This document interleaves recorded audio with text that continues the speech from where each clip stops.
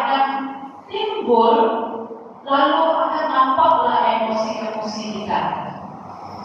Dan saya boleh katakan dalam keadaan kita beremosi, kita seolah-olah seakannya menampakkan kebodohan kita. Kalau masa kita tidak puas hati, emosi kita trigger dan timbul, apa perkataan, apa tindakan yang paling cepat diakibatkan kemarahan emosi? Apa perbuatan kita yang paling cepat dalam tubuh ini? Tindakan kita paling cepat bila dalam keadaan marah. Oke, kalau saya tanya yang menangis terus, kalau marah, oke, sister bilang lepas sekarang. Yes.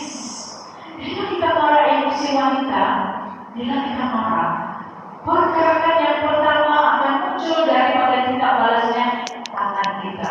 Sesuai anak kamu tidak nangis, kamu jepit, kamu tidak nangis. Aku terbuyur. Tangan ini jalan. Jadi tangan ini akan menghasilkan emosi daripada tindak balas hati kita dan mimik muka kita.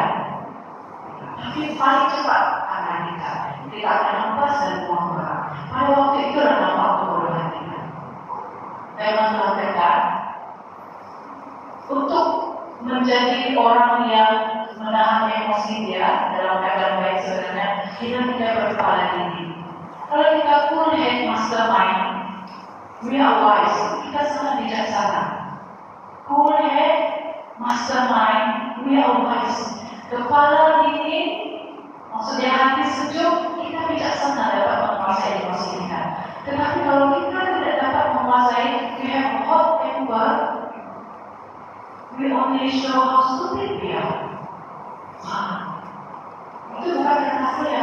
Kalau kita tidak dapat mengontrol emosi kita, mengendalikan emosi kita, kita akan menampakkan betapa bodohnya kita. Suara jadi mau nampak bijaksana, walaupun dalam keadaan yang marah, walaupun dalam keadaan yang tidak puas hati, kemudian berkepala dinginlah dengan hati sejuk.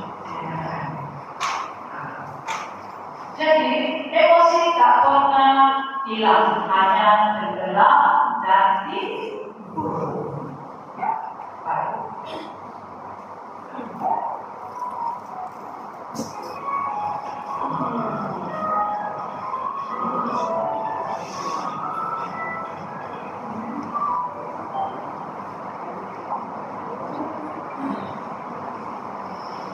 Baik, saya minta para wanita silakan berdiri.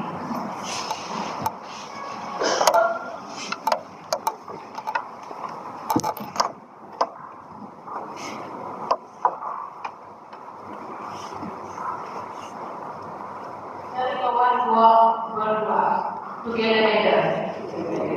Boleh kamu tukar kawan kamu kan? Itu sejak awal kamu. Cari lagi kawan kita. Kawan baru. Gitu-gituan.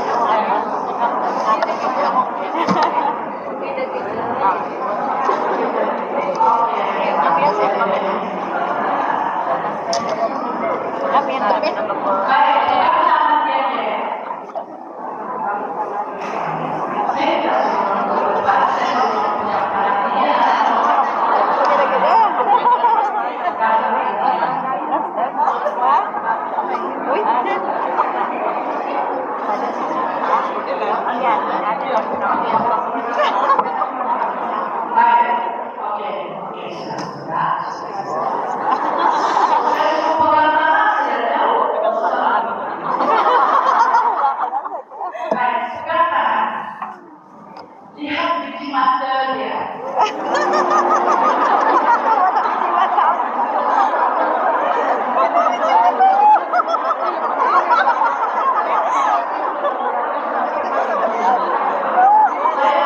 Saya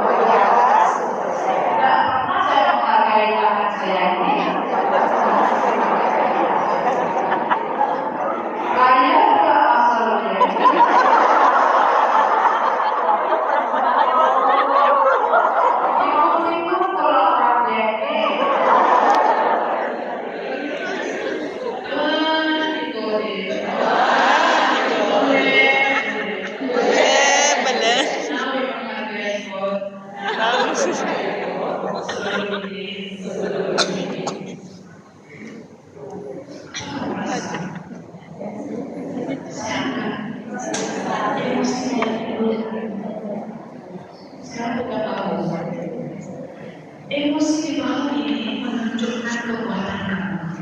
Apabila kamu menjumpai seseorang, menemui seseorang di dalam kesusahan, kamu hanya perlu pegang bahu dia. Kamu katakan kepada dia. Sekarang kamu sebut nama kamu sendiri. Semua sebut nama sendiri.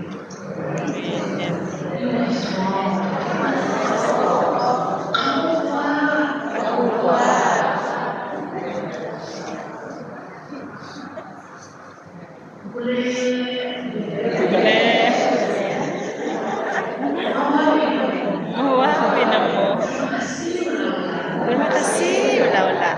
Sekarang turun tangan kanan.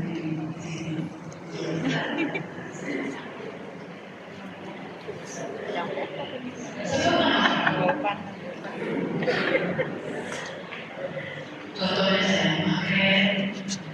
Saya yakin kamu boleh buat. Saya percaya kamu boleh buat. Percaya kau boleh buat. Saya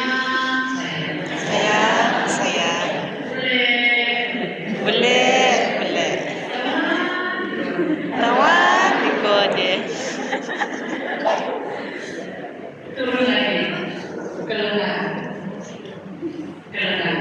Satu, dua, sekarang ketiga. Sebut nama kamu.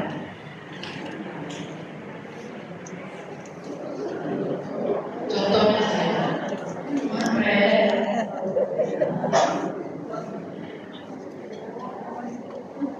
Saya paham kau susah sekarang, kau penat sekarang.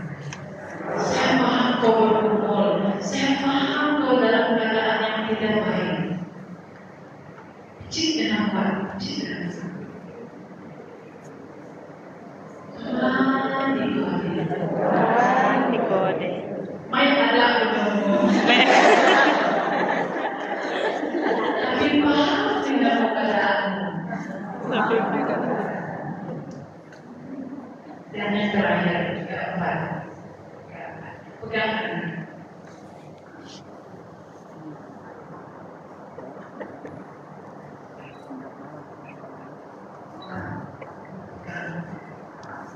Sebut nama kamu. Apa yang saya boleh buat untuk kamu?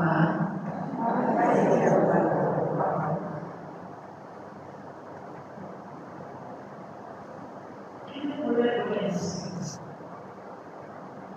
Kalau selama ini kita tidak pernah menghargai kehadiran diri, kita tidak pernah menyadari kewujudan diri. Itu sesuatu yang sangat merugikan kita. Karena wanita, kita hari-hari mesti yang terkadang gelap itu. Biarkan dia timbul, bila kita bersendirian, bersama dengan Tuhan, bersama dengan diri kita. Bila kita lemah, kamu hanya perlu letakkan tangan di bawah.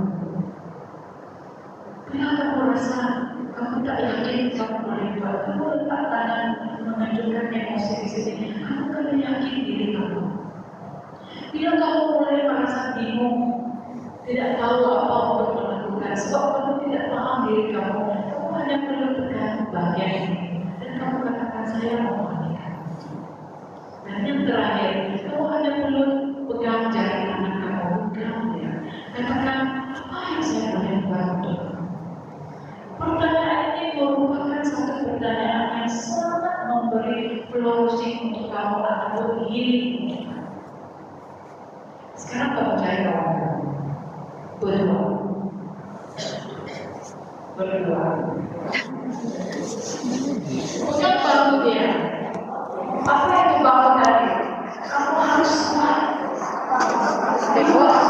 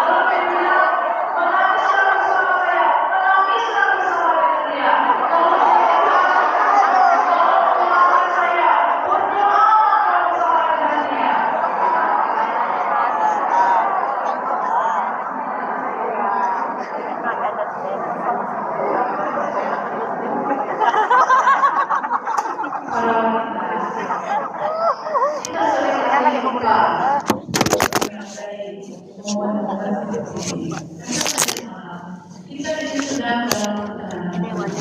Kita melihat Tuhan Allah. Otomatik ataupun emosi kita wanita ini, walaupun yang dalam tidur, dengan cara inilah kita perlu connected antara satu dengan yang lain. Ini sangat membantu kita, sangat release emosi kita, dan ini memberi satu kelegaan. Ada aneh? Pada waktu kita lakukan ini, pada wanita, human beings, kita rasa kita dihargai. Someone said to you, you have to be strong. I believe in you. I understand you. What can I do for you? Ini adalah satu value, maksudnya kita dihargai. Dan dalam masa yang sama, kita diterima. Dalam apapun keadaan, kita rasa kita diterima. Dan seterusnya, kita ada connection dengan teman kita, dengan sahabat kita. Mereka melihat kehadiran kita, kewujudan kita. Dalam masa yang sama, kita merasa aman. Waktu someone say to you, you are strong. I believe in you. I understand you. What can I do for you? Itu bersama saya aman sekali. Kalau kita mendapatkan resource seperti ini, kalau kita mendapatkan energi ini daripada orang yang terdekat dengan kita, let's say your husband, your children, your best friend, oh bahagianya kita. Tak payahlah kita kaya, tak perlulah semuanya, tak perlu. This is we find out. Don't looking for. You find out. Cari itu ada. Temui itu di dalam diri kamu bersama orang yang terdekat. Terlebih lagi dengan Tuhan. I tell you, sebagai wanita, ada masanya kita rasa lelah, kita akan rasa kecewa, burnout, kita depression, terutama wanita in the middle age, bagi wanita yang di dalam mengalami pengalaman head yang tidak teratur, yang pendarahannya lama, itu memberi satu tekanan emosi yang sangat mendalam untuk kita. Even though kita simpan, we never tell our husband, kita keep inside. So cara untuk regulate emosi kamu keadaan seperti ini. Kamu kena have to yakinkan diri kamu. Kamu kena appreciate diri kamu bersama diri kamu dan bersama Tuhan. Tuhan lebih peduli, lebih. So this is how kita manage emosi kita yang tenggelam dan haleluya. Sudah dulu.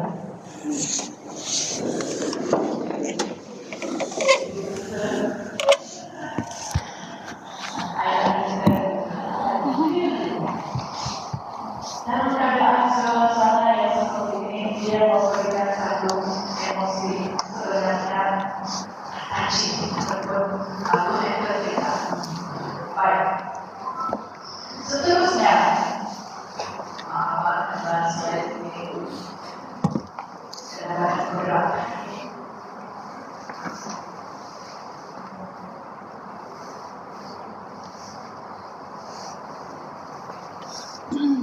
Ini adalah kebodohan manusia. Jangan lupa, semua katakan, saya mau dihargai. Saya mau dihargai. Saya mau diterima. Saya mau diterima. Saya mau mempunyai hubungan yang baik. Saya mau dan saya mau memiliki rasa aman. Hubungan yang baik itu bukan sesama kita saja, tetapi hubungan yang baik itu adalah memiliki hubungan yang baik terhadap diri kamu sendiri.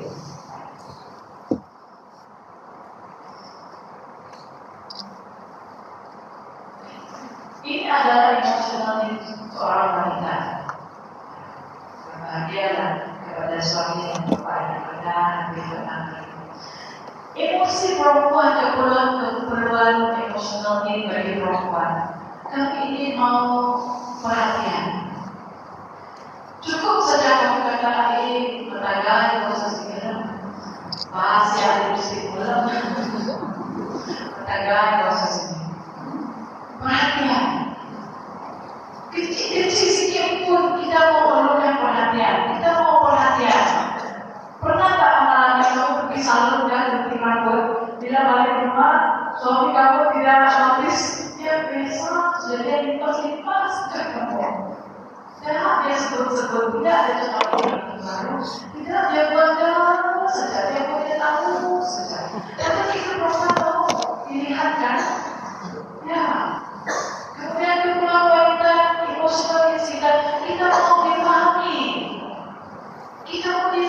saja. Kalau kita perempuan ini, mostly kita banyak cakap. Kalau untuk para suami, kalau istri mulai sudah membebel cakap dari A sampai Z, dari Korea balik ke Jepun balik ke Malaysia balik lagi ke Korea. Itu maksudnya dia mau dipahami saja. Dengar saja apa dia punya urutan itu, dengar saja apa itu dia punya sunnah. Tapi lebih penting lagi, kalau dia sudah membebel dalam keadaan marah, sang suami, kamu hanya perlu mendengar istri kamu. Kamu hanya perlu dia, buat dia. Tidak perlu berkata, hanya perlu saja istri kamu. Akan tidak apa-apa. Oke, good. Kamu hanya perlu dia. Dia otomatis dia akan diam. Dia mau kamu paham saja perasaan dia. Dia marah, dia mau bagi kamu dia marah, dia sedih, dia kecewa. That's all. Kita mau dipahami. Kemudian kita sebagai wanita kita juga mau merasa dihormati. Sebagai seorang istri, pernah kamu keluar dengan suami dan suami berjumpa dengan kawan-kawan dia, kamu berdiri bersama dengan suami, tidak, dia perkenalkan kamu dengan kawan dia. Macam itu cerita istri-istriku gangster, bini-biniku gangster. Tidak, suami perkenalkan dengan penuh rasa love and respect. Ini saya perkenalkan my wife, ini istri saya. Saya pernah dulu lihat suasana begini. Suami dia perkenalkan istri dia.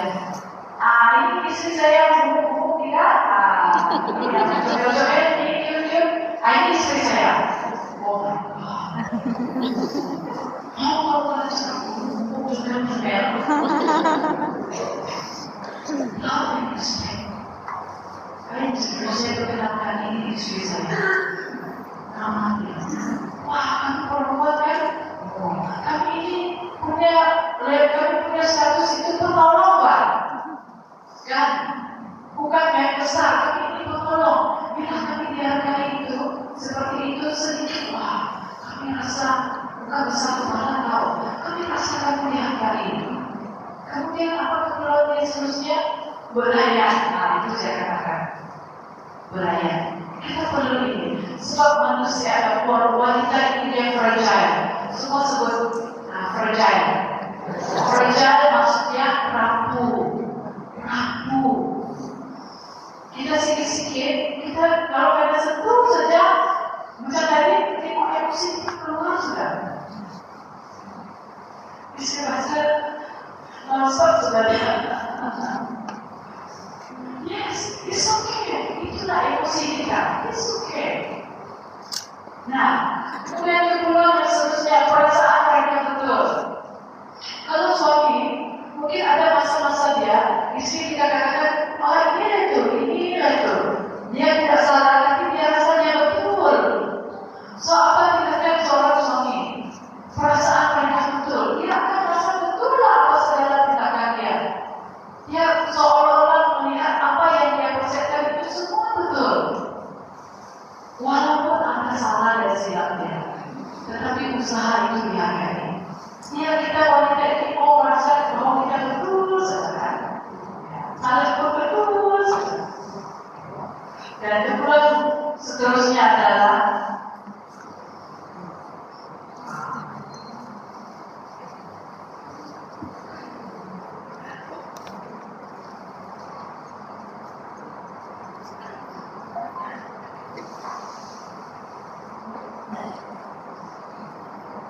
diberi keyakinan.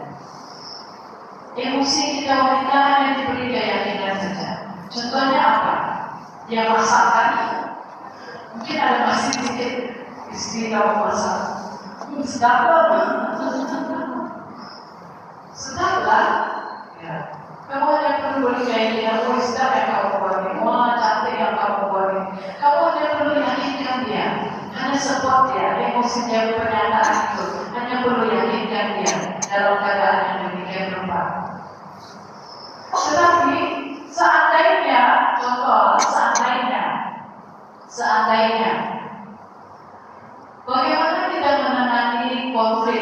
selalu menyampaikan suara hati, ketidakpuasan hati kita kepada pasangan, ketidakpuasan hati kita kepada rekan kita, ketidakpuasan hati kita kepada siapa saja. Komunikasi kita akan selalu breakdown di situ. Contohnya, saya tidak berpuas hati dengan seseorang, sebab dia selalu lambat, dia tidak on time, saya terpaksa tunggu dia, lambat betul. Jadi bagaimana komunikasi dia? Baik, semua kata begini. Saya lebih suka. In English, I prefer. Contohnya, saya mau bagi tahu dia, saya kepada dia. Saya mau bagi tahu dia supaya dia boleh awal lagi.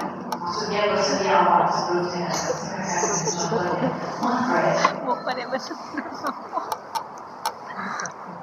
Saya lebih suka, contohnya, perkara dia begini.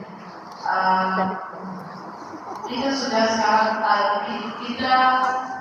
masa kita sudah lambat. Contohnya, masa kita sudah lambat untuk saya jemput. Tapi saya lebih suka kalau kamu awal bersiap. Sakitkah hati dia?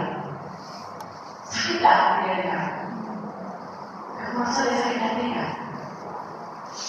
Kita sudah lambat sekarang, tapi saya lebih suka kalau esok kau bersedia lebih awal.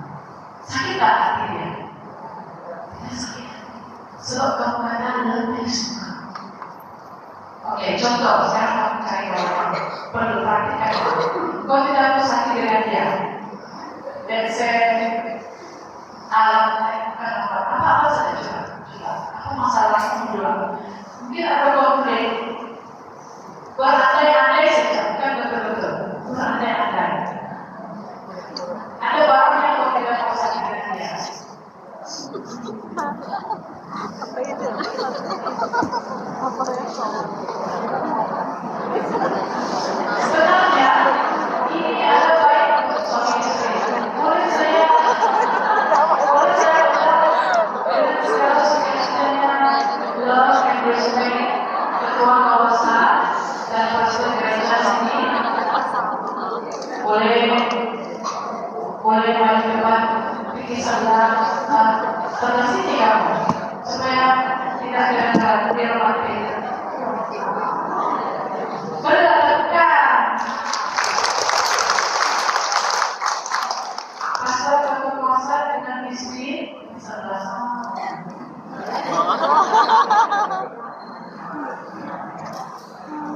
Jangan kamu tengok mereka. Kafe dan kawan kamu. Dapatkan istri. Pasti saudara siap.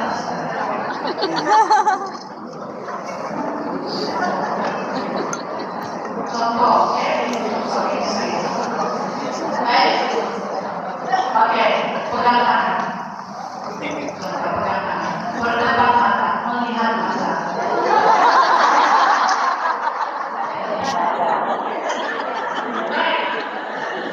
Ya.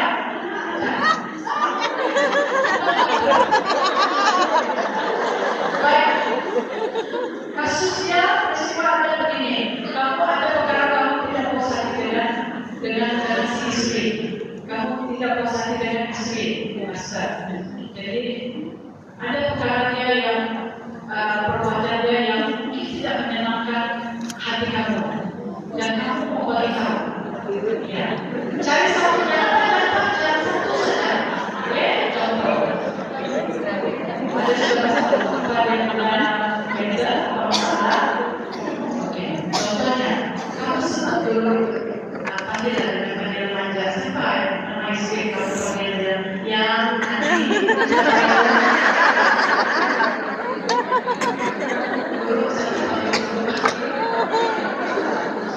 oh mami.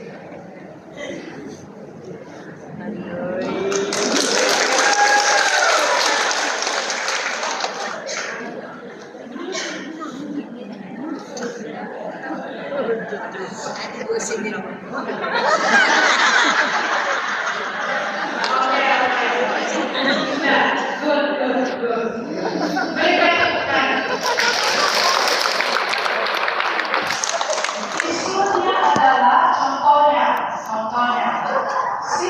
si istri dia tidak puas hati, suami dia jarang peluk dia. Jadi contohnya begini, si istri susah mau beritahu dengan suami dia tidak paham dengan dia. Jadi istri datang kepada suami, dia manggil, darling, saya ada selama ini bersama dengan kamu. Tapi saya lebih suka kalau ada masalah peluk-peluklah saya.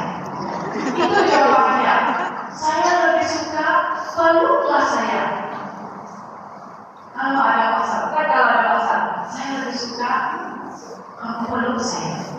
Contohnya lah, kejadian mereka. So, situasi ada peluk lah. Sebab kamu tak cakap. Jadi suami dengar ini tidak sakit hati sebab dia katakan lebih suka I prefer. Sebab dia katakan kepada isunya dia tidak suami tidak perlu istri bagaimana dengan suami. Saya ada di rumah ini, saya ada bersama dengan kamu senantiasa. Tapi saya lebih suka sekali-sekala juga mau peluk saya. Coba kamu pegang tangan saya. Coba kita pergi, kalau kita pergi kedai kopi, saya lebih suka kita buka dalamnya, ini cukup ya, gitu. Kalau budaya kita dengan bawah sama dari suka apa? Wapianku, saya lebih suka. Jadi tidak ada sakit kan? Jangan kamu tembak-tembak dia. Kamu tembak masalah terus, dan tidak akan selesai. Itu juga dengan perempuan sebagai sahabat dan pelayanan. Kamu tak mau sakit dengan dia, kamu cakap. Masalahnya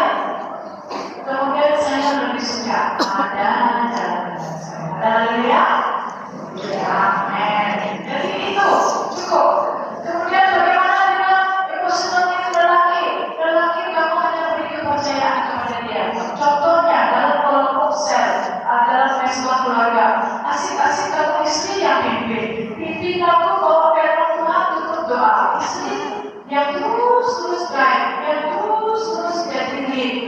Suami dia tidak diberi kepercayaan. Pandaikan suami itu dalam hal berdoa dan membawa firman Tuhan, beri dia kepercayaan, beri dia peluang, beri dia space.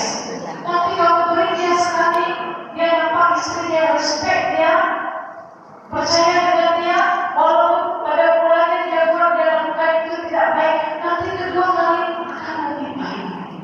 Ada amin? Kemudian penerimaan. Kita ini kalau sudah usia berkahwin, dulu kita kawin kita sendiri, tapi bila sudah kita dalam keadaan berkahwin selama 15-25 tahun, malam kita dengar radio dia, engine motosikal mereka dia kan, ada masalah itu akan jadi konflik. Jadi apa yang kita perlu buat? Terimalah dia. Kamu dengar radio rusak malam-malam, kamu kena terimalah dia tanpa melukai adiknya. Penerimaan, mereka mau diterima apapun keadaan mereka. Misalnya ada kekurangan mereka, kamu terima. Kelebihan mereka pun kamu terima. Saya pernah dengar ibu kata begini, bukan di sini, di luar. Macam bambu.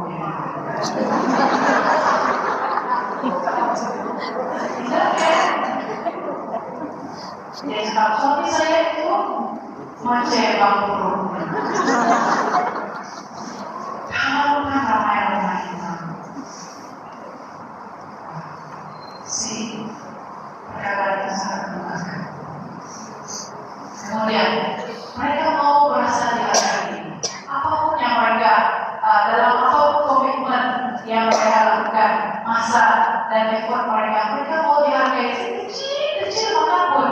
Kamu bagi bulan-bulan dengan suami kamu beli dia prank, kamu beli dia kainkan, kamu beli dia shopping kan?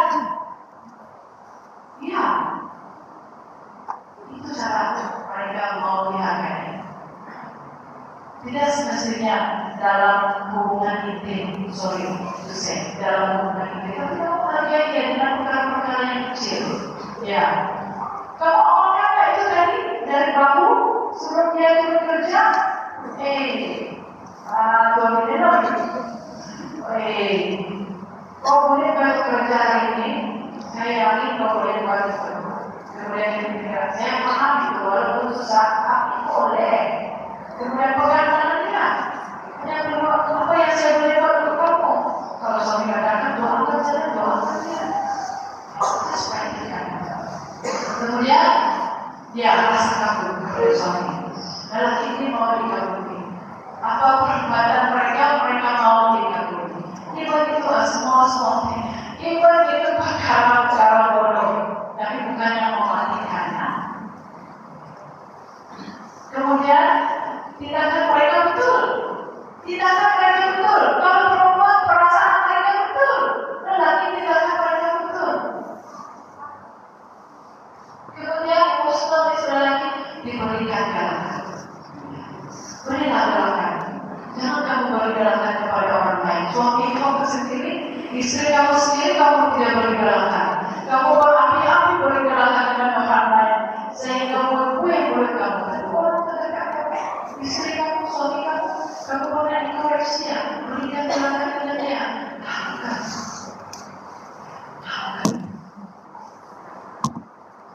Baik, saya mau ibu-ibu di sini untuk berjaga kamu. Saya ingin dengan rasa love and respect untuk anak, ibu yang ada di sini single mother. Mereka sebagai seorang single mother yang sudah kehilangan suaminya. Bolehkah kamu? Bolehkah ini?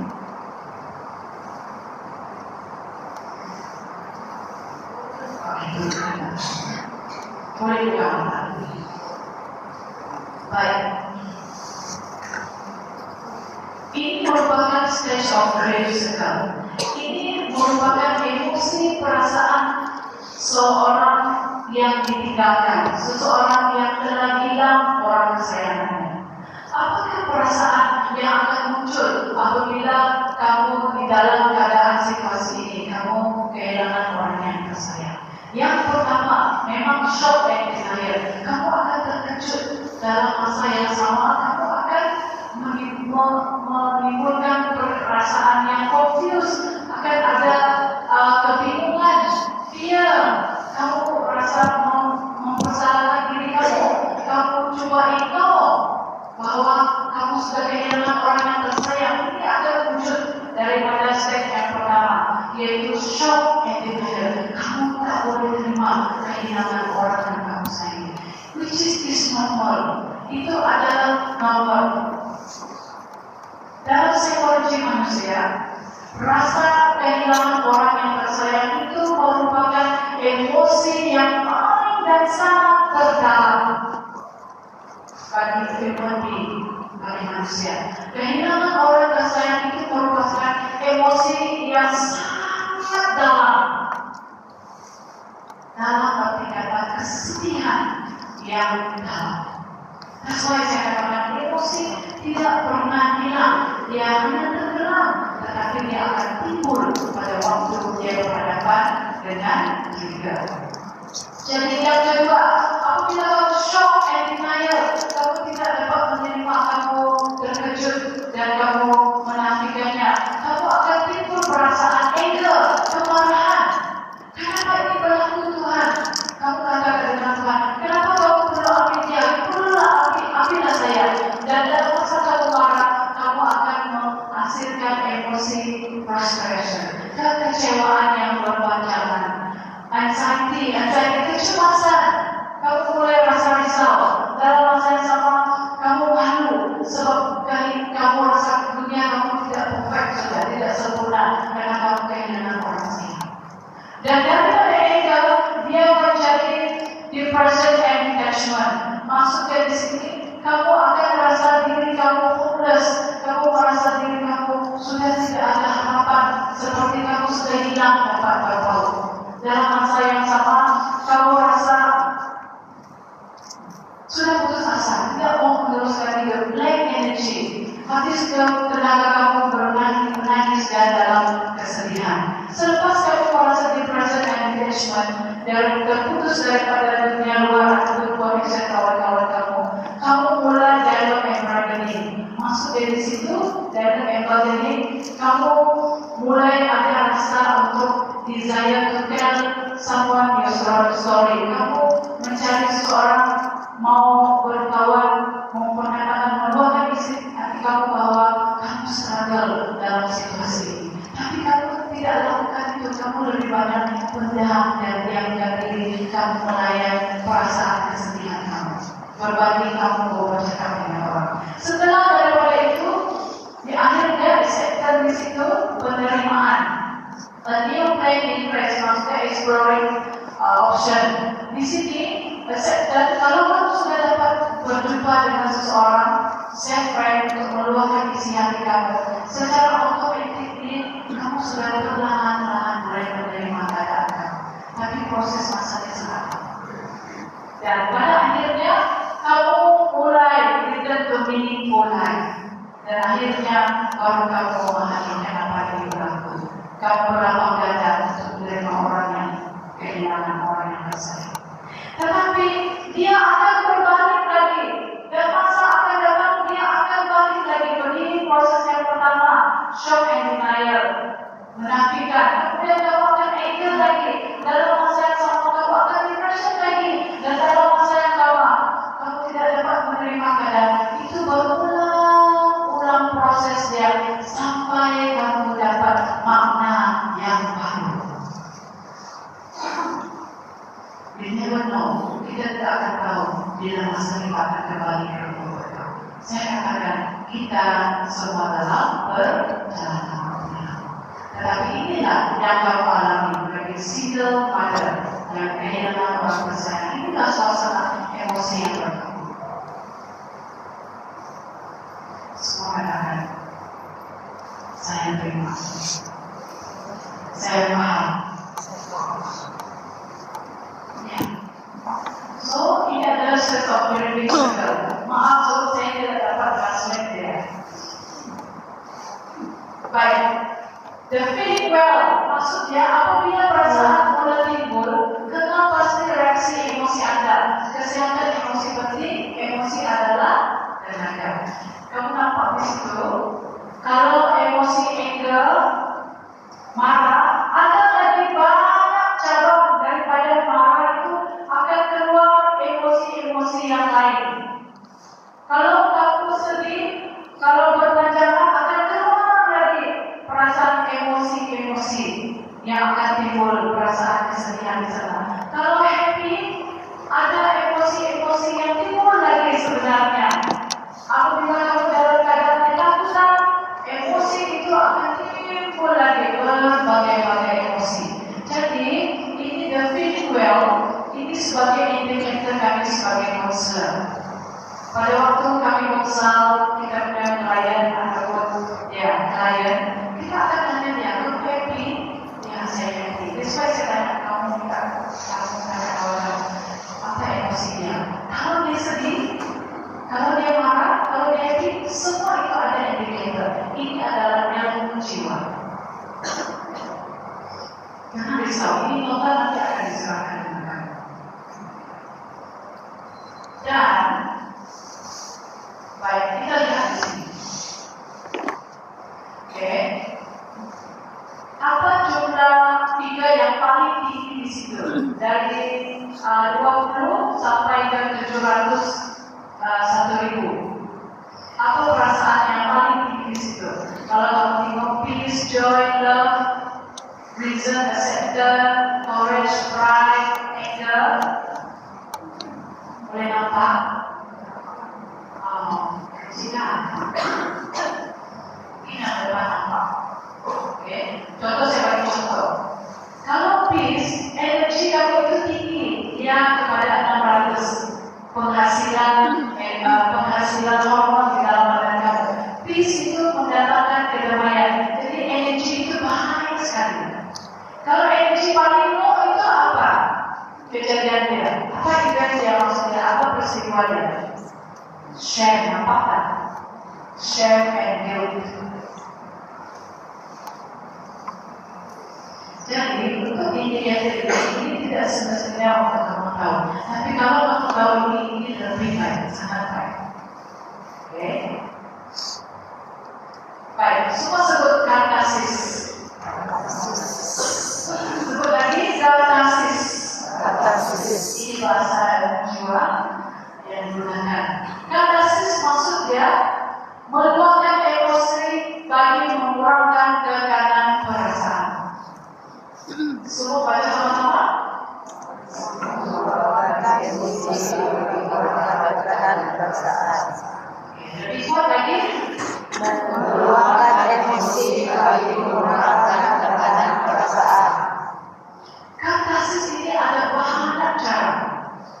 Satu daripada katarsis bagaimana kita meluapkan emosi bagi mengurangkan tekanan perasaan adalah menulis, journaling. Menulis maksudnya menulis diary. Katakan isi hati kamu, tulis dengan spiritual journey kamu. Tulis. Ataupun melukis. Ataupun kamu lakukan hobi kamu. Bagaimana? Dan dalam masa yang sama, katarsis meluapkan emosi dan perasaan kamu itu bersama dengan Tuhan. Supaya tidak ada tumpukan-tumpukan emosi di dalam hati kamu, di dalam jiwa kamu. Kalau kamu kecewa, kamu katakan kamu kecewa. Jangan menafikan dia. Jangan menafikan dia.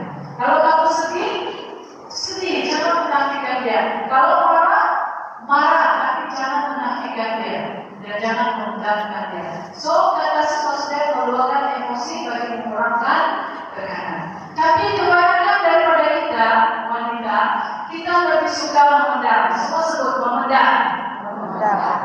Ada perkara yang kamu pendam, kamu tak suka nak bagi tahu. Kamu hanya simpan holding it inside, pendam saja. Yang kedua, mengabaikan. Maksudnya ignore,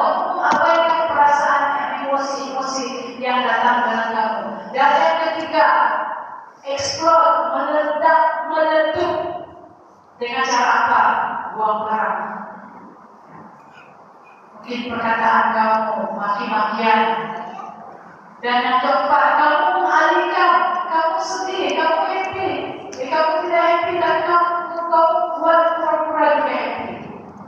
Dalam arti kata, kamu tidak jujur dengan diri kamu. Mungkin kita hanya mau menyenangkan hati orang saja, tetapi jadilah orang yang jujur dan terus terhadap diri kamu sendiri. Dan dalam masa yang sama, emosi kamu, maksudnya atau emosional yang tidak sehat, kita tidak mau proses. Contohnya, kalau kamu mau seseorang dalam menyakitkan hati kamu, kamu lebih dulu mau mengasihi mengampuni dia. Proses emosi itu.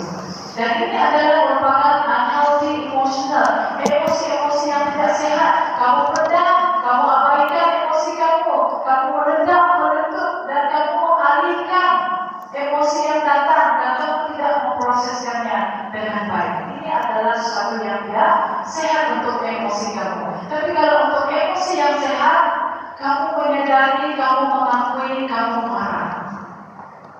Dalam masa yang sama, kamu perlu pemulihan. Dan yang kedua, kamu menengok dan menemukan kenapa saya marah. Contohnya, kenapa saya marah? Kenapa saya benci dengan dia?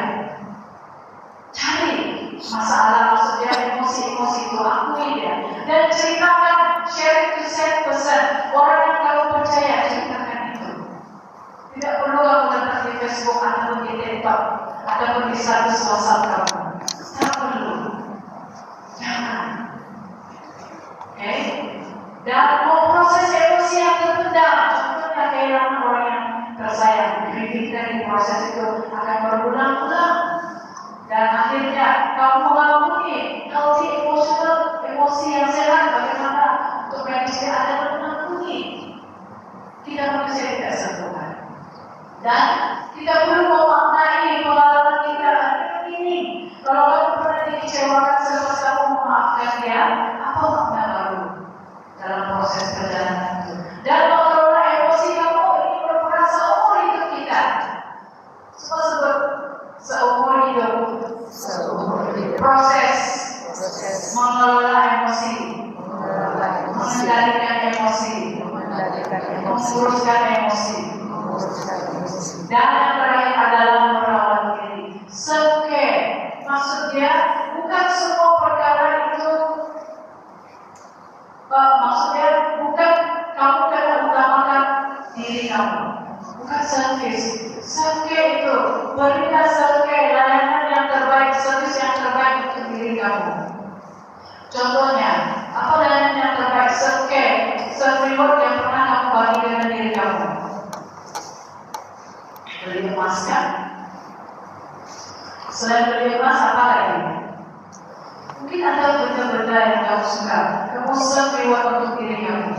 Self-care, menjaga kesehatan itu, menjaga bagaimana kamu pastikan diri kamu sehat, dalam keadaan sehat dan baik. Karena pastikan self-care. Jadi ini adalah satu caranya bagaimana healthy emosi, menjaga emosi yang sehat. Baik. Self-person, semua sebut self-person. Self-person ini orang yang kamu percaya, di mana kamu boleh katarsis. Apa tadi katarsis? Tempat kamu meluahkan kan perasaan kamu.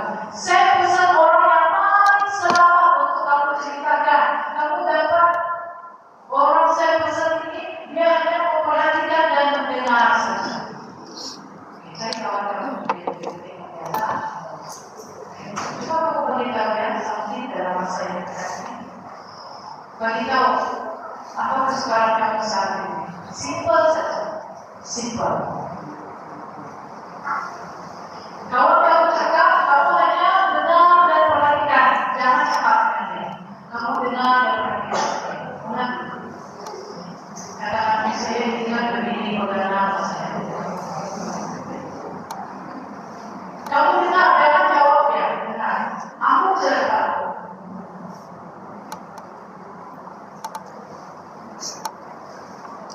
Dalam masa yang sama, dipati dengan dia. Oh, pegang tangannya. Pegang tangan dia.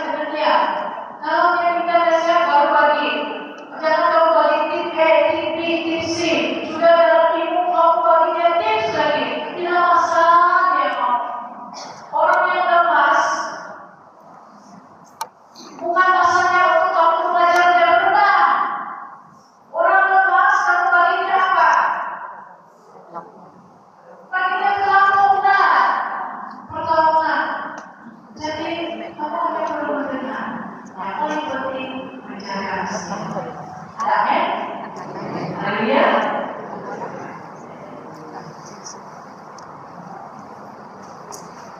Oke. Kita akan berhenti jam 5. Is it okay?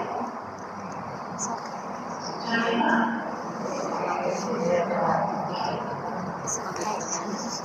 Don't worry.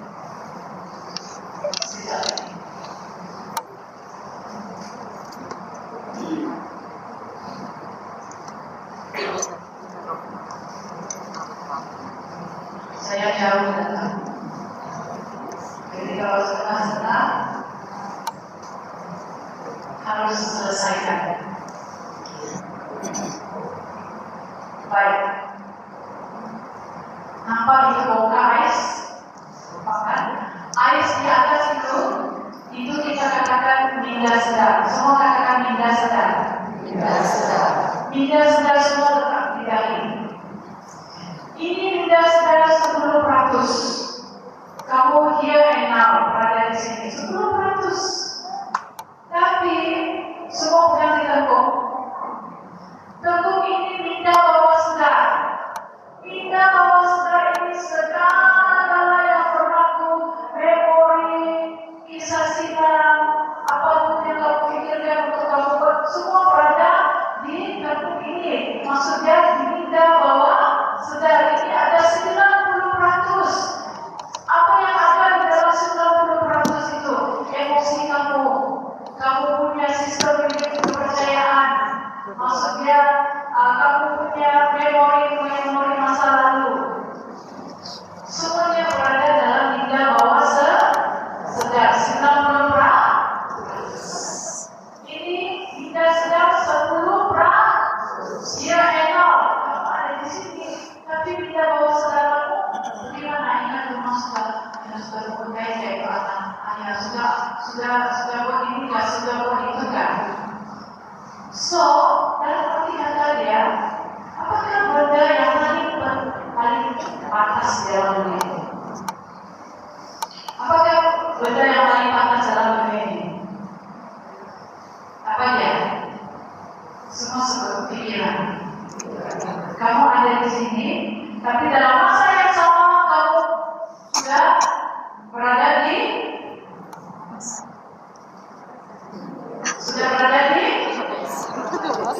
Korea. Kamu berada di sini, tapi pikiran kamu dalam masa yang sama sudah berada di mana? Dari Korea ke India lah. Jadi ramai daripada kita menderita bukan karena kebayaran, kesusahan, difficulty life, tapi ramai daripada kita menderita, we are suffer because there's so many things in our mind. Kalau terlalu banyak dalam pikiran kamu menderita. Maksudnya bukan kamu menderita karena kenyataan itu kamu, tapi kamu menderita sebab banyak kamu pikir. Semua sebut overthinking. Oke, sekarang semua letak kepala merah dan kepala. Merah lagi. Lagi berat. Oke. Sekarang biar saya masih merah masih. Kaki buat macam ini.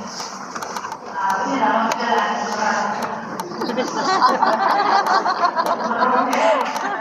Ini sebelah lagi. Lagi berat lagi. Oke, jalan. Bilang orang dalam ini.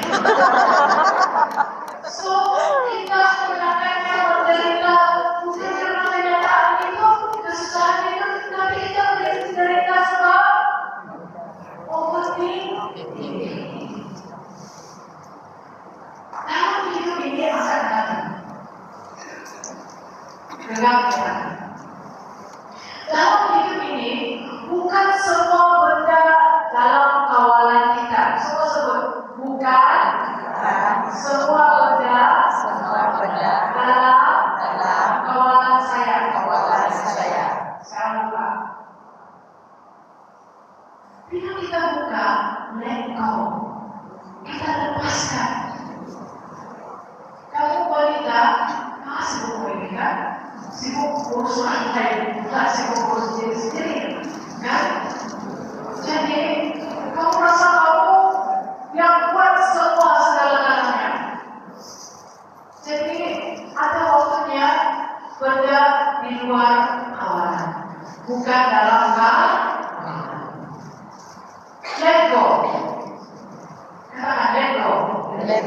lepaskan. lepaskan. Kembali. Ini saja dalam kawalan saya.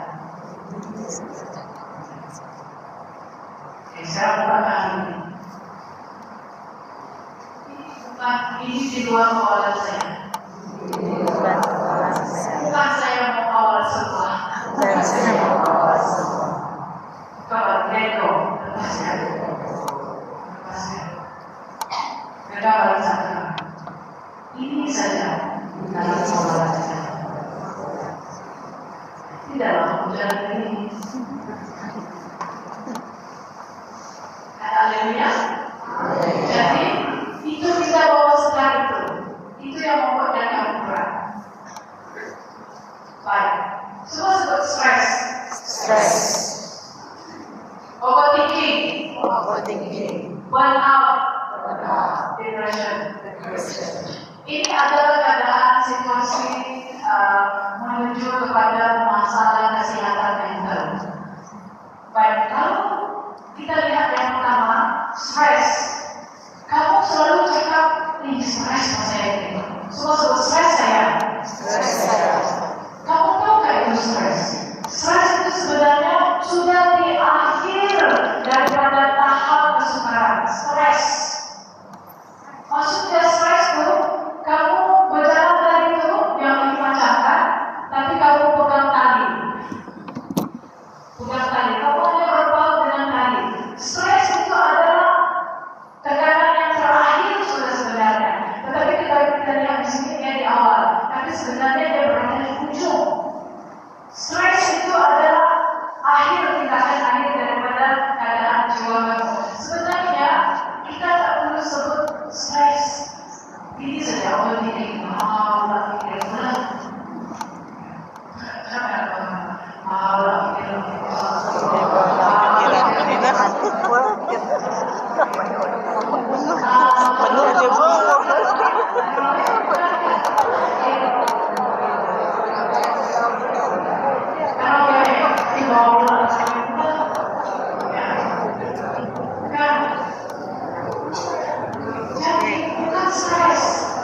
jangan cakap stres. Stres maksud itu kritikal sudah. Mau masuk di keadaan yang kamu rasa mau sakit jiwa sudah. Mau mental sudah. Kamu hanya cakap ini.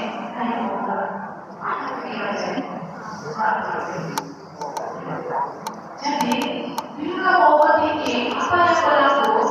Kamu katakan ini. Overthinking, banyak pikir, kamu banyak berkata dengan diri sendiri. Oke, maksudnya minding, banyak berpikir, banyak bercakap, mind talk, tapi tak buat. Untuk lepas daripada overthinking, kamu hanya perlu berhenti. Nah, kamu hanya perlu berhenti. Jangan banyak pikir, buatlah, berhenti saja. Overthinking itu sebab kamu tak buat. Delay. Postpone. Masalah tidak, bulan depan. Bila lagi masalah, bulan depan. Jadi mulailah tarawih, ya. Namun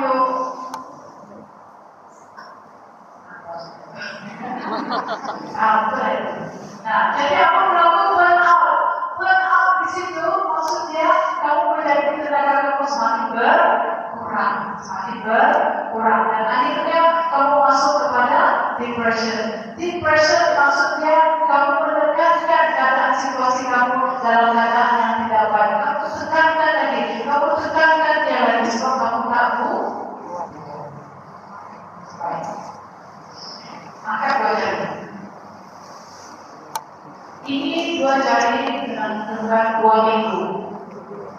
Kalau kamu nampak kawan kamu selama tidak nampak dia selama 2 minggu, pernahkah kamu cari texting dia? Berapa lama kamu texting kawan kamu? WhatsApp dia? 1 menit 1 hari? 10 menit 1 hari? Ataupun 1 hari 2-3 kali kamu message kawan kamu?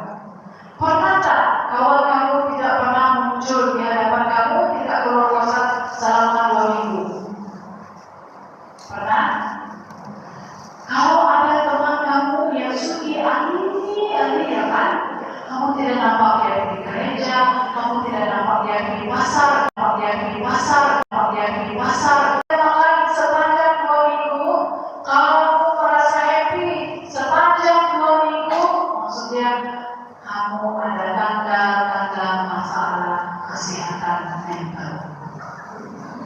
Bukan gila, kesehatan mental kamu ada masalah. Jadi jangan biarkan kawan kamu bersedih selama 2 minggu.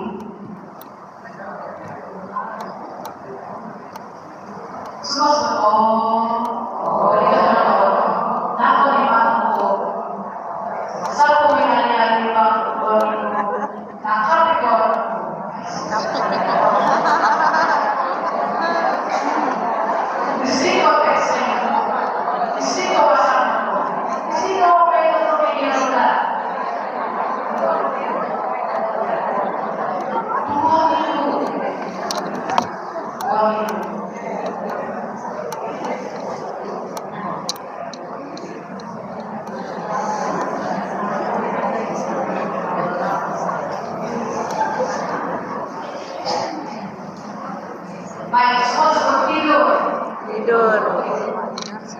Udah. Tanya kawan kamu. Udah jam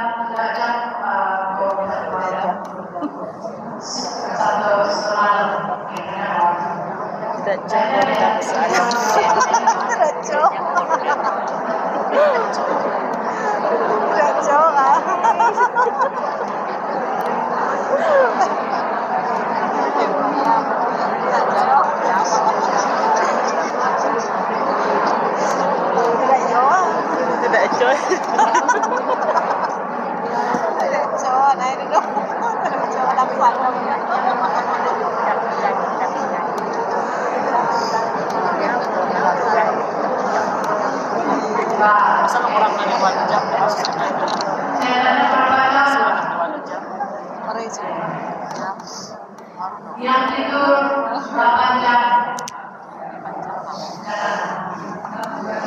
8 jam. Yang tidur 6 jam.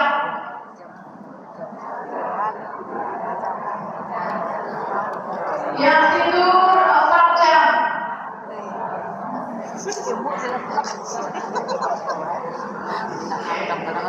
Yang tidur 2 jam.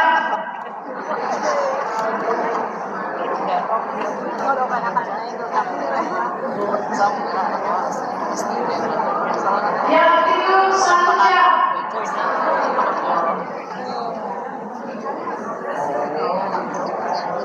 Yang tidak dapat tidur sebabnya overthinking kan? Mari baca sama-sama. Kita baca sama-sama. Otak manusia 1, 2, dan 3.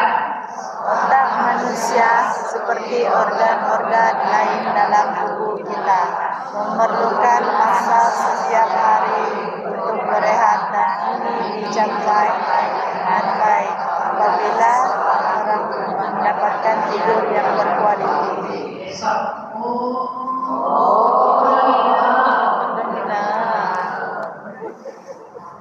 Baca seterusnya 1, 2, 3. Tidur yang mencukupi adalah penting untuk mencegah penyakit kurang atau kesukaran tidur boleh jelas saat untuk hidup.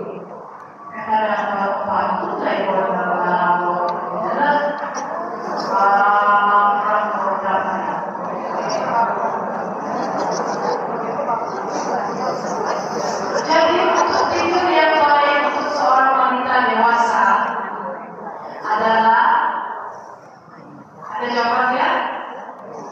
Berapa jam? 8 jam. 8 jam. Untuk orang dewasa, wanita dewasa, tidur yang mencukupi adalah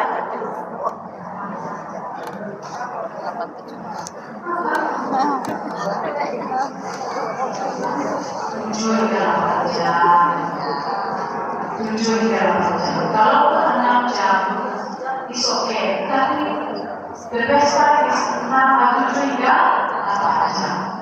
Oke, semua seperti ini. Deep sleep. Deep maksudnya tidur yang dalam. Kalau deep sleep maksudnya adalah 7 hingga 8 jam. Tidur yang dalam deep sleep adalah 7 hingga 8 jam. Kalau kamu bangun pagi, kamu rasa penat, itu bermaksud kamu tidak dapat deep sleep. Ada tak yang pernah bangun pagi kan dia masih rasa lemas lagi, lemah badannya. So deep sleep kamu tidak sampai kepada 7 hingga 8 jam. Kamu tak tahu kan? Tidur yang berkualitas, boleh baca sama-sama. Nomor 1, 1, 2, 3. Tidur menjadi obat yang mujarab bagai mengurangi tekanan. Oke, kedua manfaat tidur 1, 2, 3. Pertama, Manfaat tidur meningkatkan fokus, oke, yang kedua, meningkatkan daya ingatan dan pembelajaran, yang ketiga, menjaga kesehatan jantung, yang keempat, mengurangkan tekanan, yang ketiga, meningkatkan mood gembira, yang kelima. gembira dan istirahat yang cukup.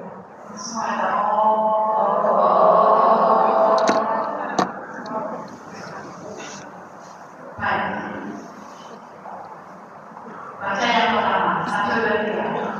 Tuhan boleh melakukan jauh lebih banyak dalam tidur kita daripada yang dilakukan semasa terjaga. Amin. Amin.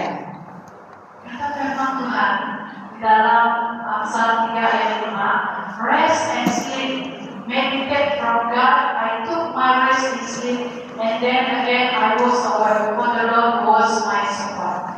Bila kita tidur, Tuhan itu menjadikan kita tidur. Dia merupakan pribadi, dia merupakan Allah yang agung, Allah yang besar, Allah yang berkuasa, yang sustain kita, yang akan support kita, dia akan menyediakan berkat-berkat yang kita perlukan dalam hidup kita, berbanding dengan apa yang kita lakukan semasa terjadi. Semua sebut rest and sleep. Rest and sleep. Bukan rest and rest, rest and sleep. Jadi kenyataannya God can do for more in our sleeping than we can do in our morning. Jadi tidurlah. Tidurlah.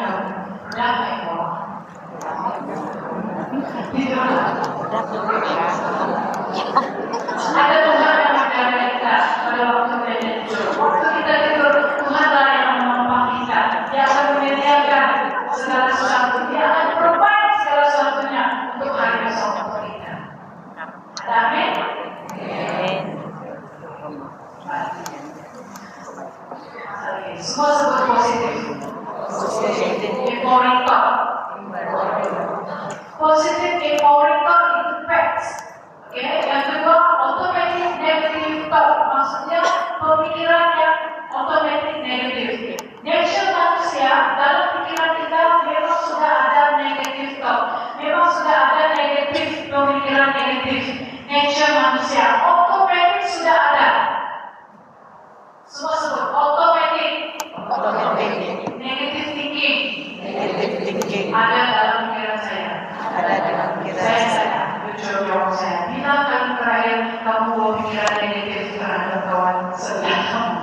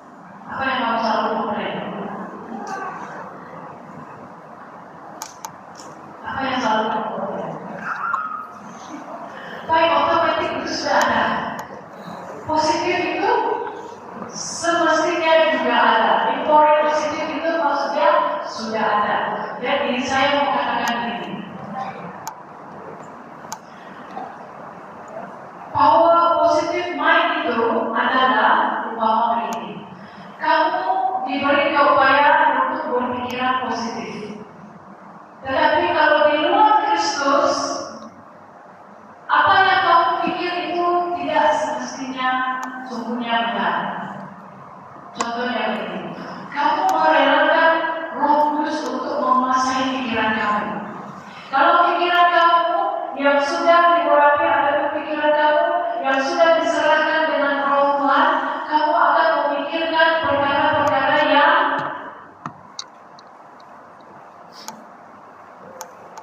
benar. Kamu akan memikirkan perkara-perkara yang mulia. Kamu akan memikirkan semua yang adil, semua yang suci, semua yang manis, semua yang sedap didengar, semua yang disebutkan kebajikan dan patut dipuji. Pikirkanlah semua itu. Kalau pikiran kita mau merelakan Roh Kudus menguasai pikiran kita. Let the Holy Spirit rule your mind. Sama-sama kita nyanyi ada satu lagu.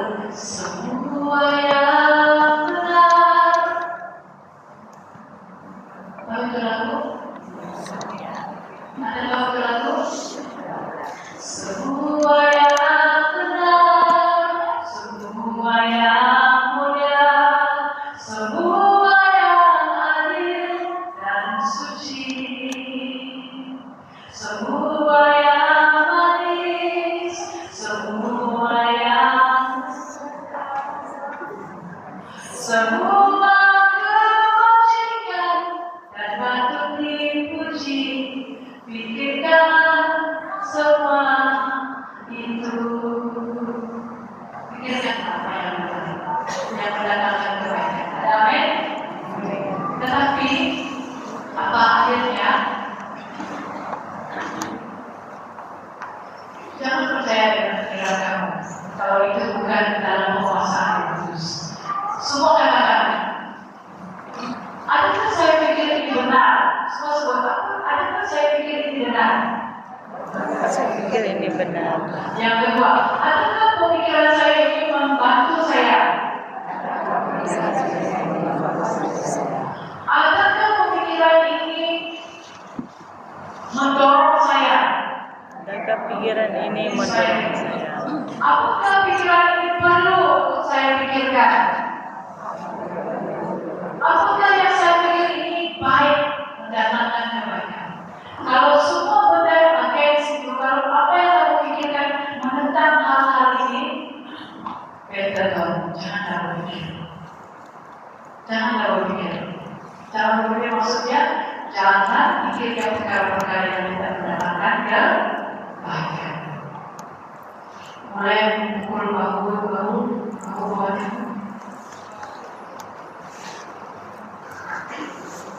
Pikirkan yang baik. Tentang saya.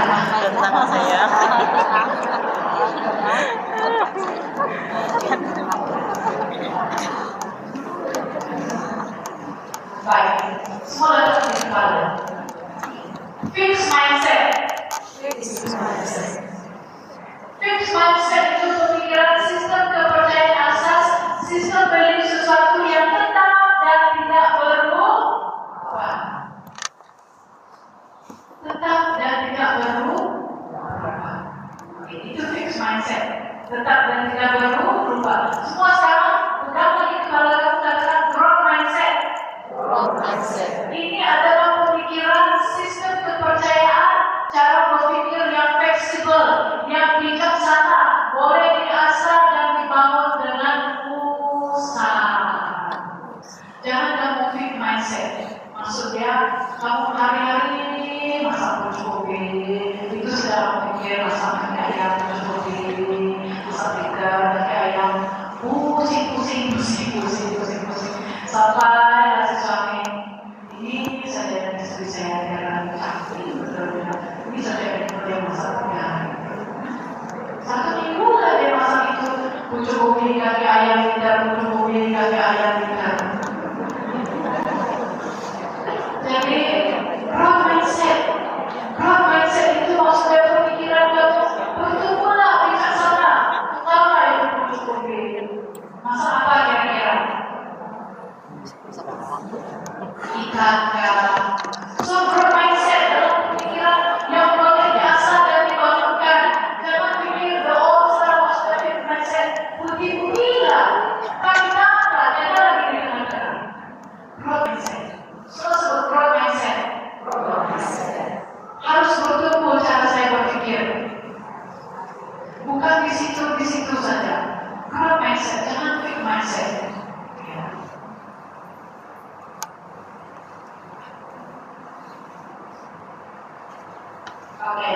Mari baca sama.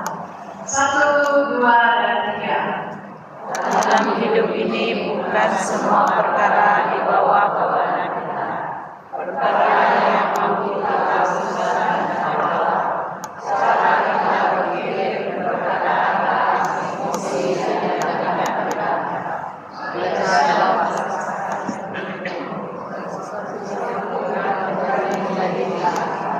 Belajar melepaskan sesuatu yang tidak sepatutnya menjadi pikiran kita. Ada Jeremia? Mari bergabung ya. Bukan semua perkara dibawa kawanan. Ada masanya semua sebut. Let it go. Let it go. Let it go.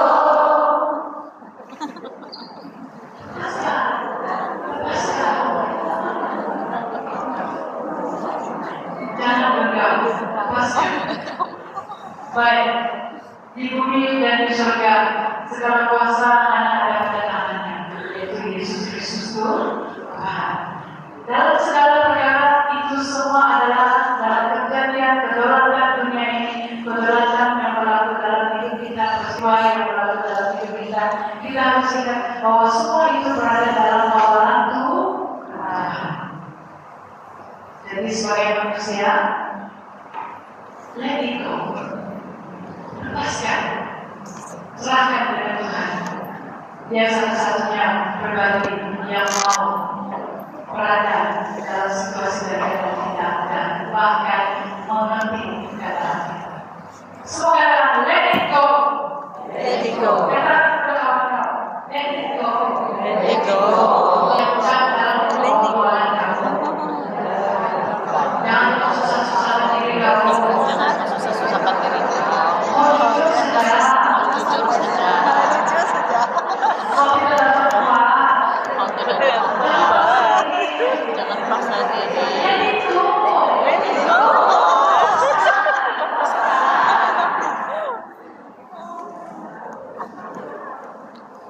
Haleluya. Baik, semua sebut healing. Healing.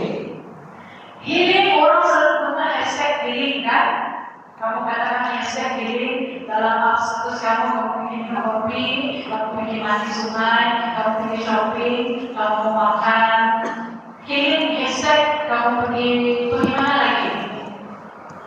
Pergi mancing ikan, hashtag healing. Mulai hari ini jangan hashtag healing. Kamu kata begini.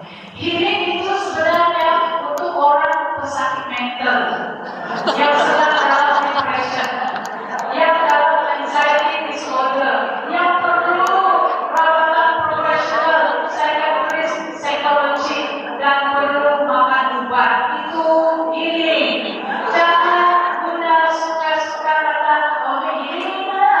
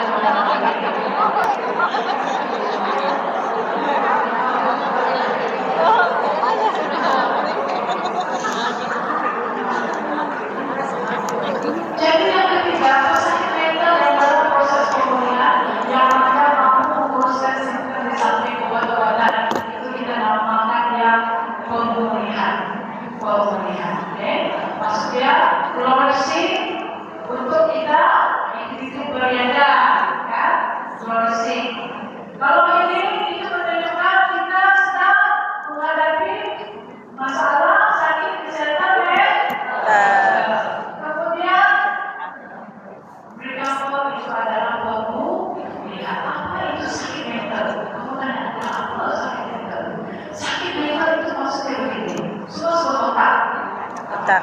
Orang sakit mental, dia tidak dapat berpikir dengan cara waras. Dia tak stabil. Orang yang berhadapan dengan sakit mental, dia tidak dapat berpikir dengan baik. Dia punya emosi tidak stabil, dan dia punya tindakan tidak rasional. Kalau dia tidak berpikir dengan baik, emosinya tidak stabil, dan segala tindakannya tidak rasional, dia berhadapan dengan kesadaran bukan gila, bukan orang gila.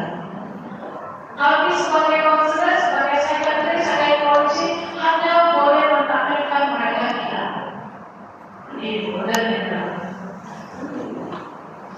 Jangan ibarat nama orang yang tidak simak dengan kebenaran. Jadi mental orang yang berhadapan dengan kesehatan mental, dia tidak perlu berpikir dengan waras, emosinya tidak stabil, tindakannya tidak rasional, maka dia tidak dapat menyumbangkan apa? Menyumbangkan kerja yang baik. Contohnya, kalau dia ada masalah yang tidak dapat melakukan sumbangan atau melakukan kerja dengan baik, berarti dia memang ada menghadapi kesehatan mental. Bukan sakit, maksudnya belum lagi dipakaikan. Selepas dia berjumpa dengan pakar psikiatri, psikologi, konselor, baru dia akan pakar dia bahwa dia adalah pesakit mental. Jadi jaga pikiran kamu dengan baik, growth mindset, isikan pikiran kamu dengan firman Tuhan, karena janji Tuhan, let the Holy Spirit rule your mind, so that you may have life, peace, and happiness. Bila kamu memberi pikiran kamu dikuasai oleh Roh Kudus, Roh Tuhan, dan firman Tuhan, kamu akan hidup. Dan pastikan emosi kamu dalam keadaan stabil. Lakukan katarsis. Luangkan emosi kamu dengan self-person, minta kamu bersama dengan Tuhan. Dalam masa yang sama, apa yang perlu kamu lakukan adalah sehingga tindakan itu benar. Mari kita berdiri bersama-sama. Saya minta